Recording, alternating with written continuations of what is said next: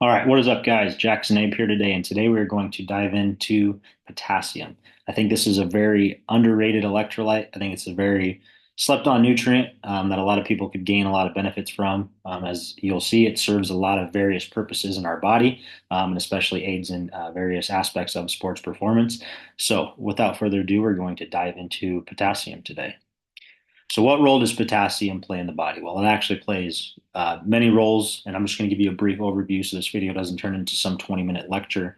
Um, but basically, potassium plays various roles from electrical signaling, helping things with regulating heart rhythm, muscular contractions, nerve communication, fluid balance, managing our blood pressure, and aiding in things like our metabolism and enzyme activity.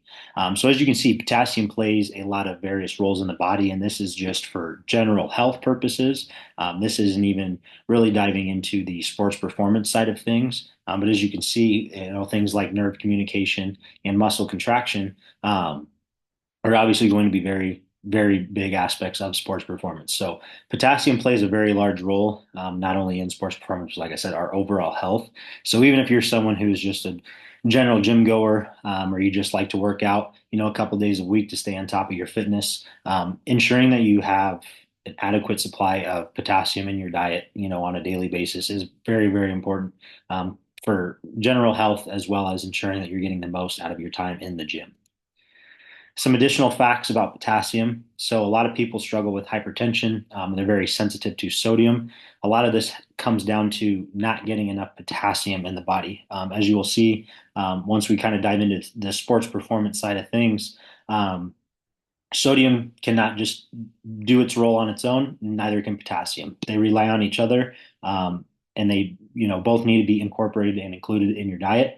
And a lot of people tend to get a lot of sodium from processed foods, and a lot of those processed foods tend to not have potassium in them. So therefore, a lot of people that struggle with hypertension really need to get away from the processed food side of things. But more so, they really just need to ensure that they're consuming a good amount of potassium on a daily basis to counteract their body's hypersensitivity to the sodium that they're intaking. Like I said, a lot of that excess sodium comes from the processed foods that a lot of overweight people tend to eat. But even people with, lean body compositions and really good health still struggle with hypertension. It is just a thing. So incorporating more potassium into your diet theoretically should help with, balance out that hypertension and your hypersensitivity to sodium. So deficiencies in potassium show up as things like brain fog, lowered motivation. You just kind of feel groggy, heavy feeling limbs. That's really more so on the sports performance side of things. But you can definitely just feel kind of heavy, lethargic, and just kind of feel like you're just in a little bit of zombie mode. And this can definitely be some, effects of potassium deficiency. Diets high in potassium rich plants reduce urinary calcium loss. So, as you'll see as we get into our various sources of foods that you can get adequate amounts of potassium in, leafy greens are a great source of consuming potassium on a daily basis. And this just aids in directly with bone health, as calcium plays a large role in the health of our health and dexterity of our bones. So incorporating, potassium-rich plants in your diet, like spinach and beet greens, as you'll see, can help, our bodies hold on to a little bit more calcium. As like I said, this directly aids in bone health. And potassium is required for insulin secretion from our pancreas. So, a lot of people who struggle with insulin sensitivity or glucose intolerance typically, again, have a low adequate supply of potassium, or they have a low supply of potassium. They are not getting an adequate supply on a daily basis. Therefore, they're a little bit more prone to that insulin insensitivity. And so, therefore, like I said, it's going to play a large role in metabolism and things of that nature. So, it definitely needs to be incorporated. And again, kind of going back onto that last point, those leafy greens are going to also help in various things in our digestive tract and roles in our body. So, as you can see, this is really all intertwined. Just for general health purposes, and it is extremely important and beneficial, as you see. So now we're going to dive into a little bit more on the sports performance side of things. So potassium has a large effect on our performance and our output. Um, and this is just a general hydration rule. A 2% body mass loss from fluids is going to have a negative impact on your performance. You're going to start to see some of those effects. Like I said, the brain fog, the lethargy, the heavy limbs, just feeling like you can't, get the output that you're trying to get from your body. These are going to be the effects of dehydration. And there's obviously a lot more extreme, a lot worse effects that you can encounter as well if you struggle with dehydration during your performance or practice. So staying on top of this throughout the day, every single day, is going to ensure that you're going to perform at your absolute best. So just some notes here to go through it briefly. You guys can probably read through it on your own as well. Um, During muscle contraction, potassium exits muscle cells while sodium enters. And again, this just goes back to you can't have one without the other. Potassium really helps, with the muscles contracting. So ensuring that you have adequate potassium in the body for when the sodium exits the muscle cells for the potassium to replace it, or the potassium to exit the muscle cells for the sodium to replace it will ensure that you have an adequate supply to continue getting the force output that you're looking for um, from your muscles late in those games, late in your practices, things of that nature.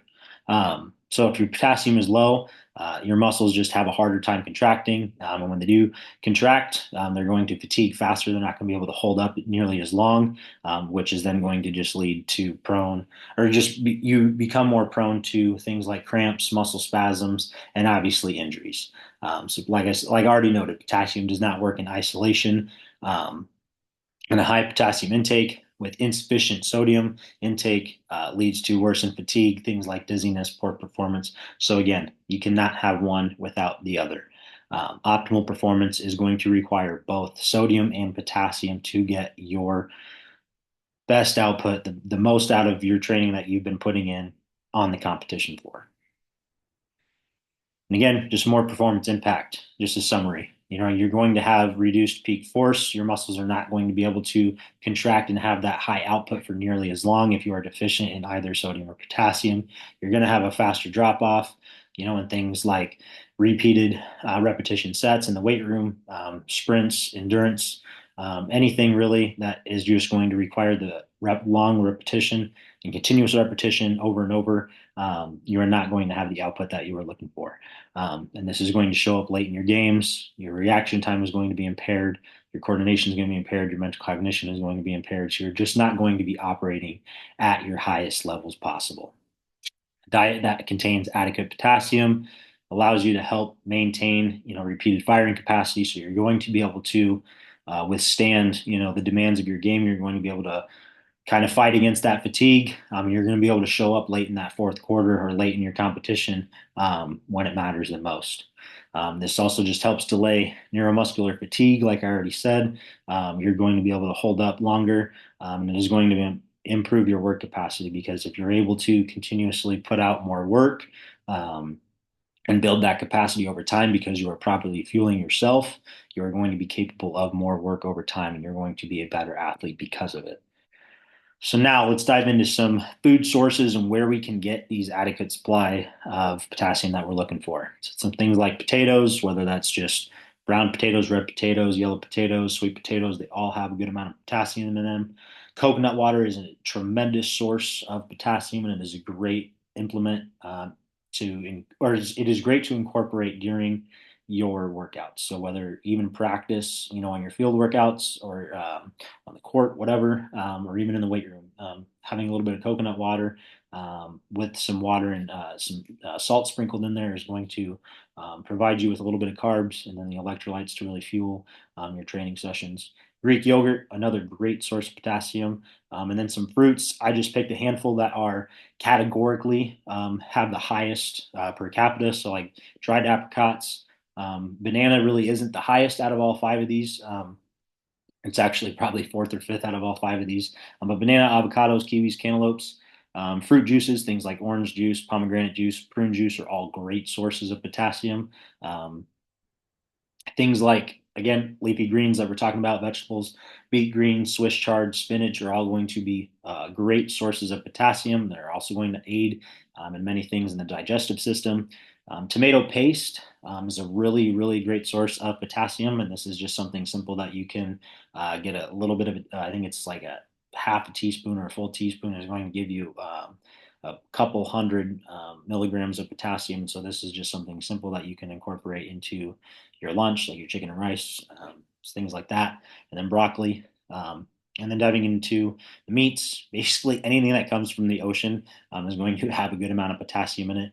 All red meat has a good amount of potassium in it as well. Depending on the cut, might have a little bit more, may have a little bit less, but red meat is a really good source of potassium. And then poultry. And then this is just a recommendation on my end. You can definitely find other brands or kinds, but essentially what you're looking for is like a no salt or a light salt alternative, because essentially what this is just it's potassium. Um, I go with a Morton's light salt, and it contains adequate amounts of both sodium and potassium. It's almost a 1-to-1 ratio. Potassium is just a smidge higher per serving. I've used this for years. It's what I tell all my athletes to use to get their electrolytes in. You can sprinkle it on your foods. You can dump it in your water. That's what I do. You can definitely buy like potassium citrate powder and get your potassium in that way. I personally am just a big fan of getting your potassium in via food. Your body is going to be able to metabolize it a lot better. It is going to be able to actually break it down and then source it through your body. Not saying the supplement's not going to be able to do that, because it definitely will. But incorporating all these foods in your diet is also going to provide you with various other or micronutrients that are going to be highly beneficial for your health and longevity, and your performance on the field or court. As well. So I'm just a big fan of getting your potassium via food and salt, because the salt is also like I said, going to contain the sodium that we need as well, because like I said, cannot have one without the other.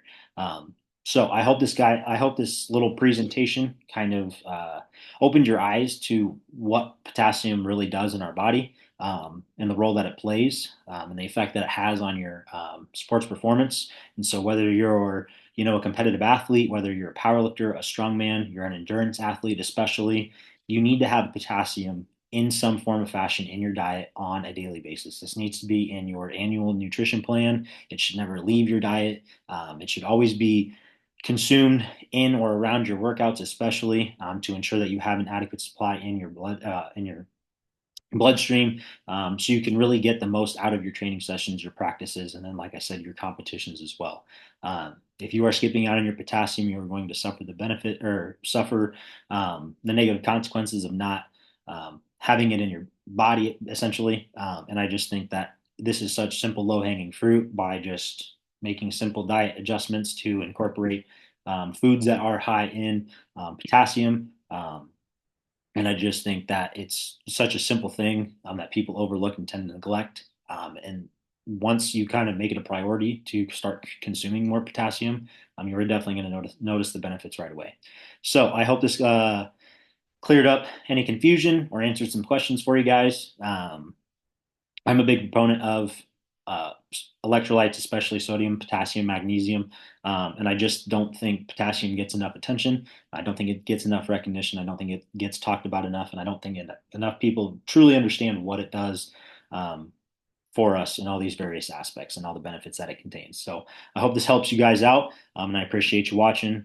Share this with anyone that may help or benefit from, including more potassium in their diet, so they can get more out of their training sessions and see better results on the competition floor.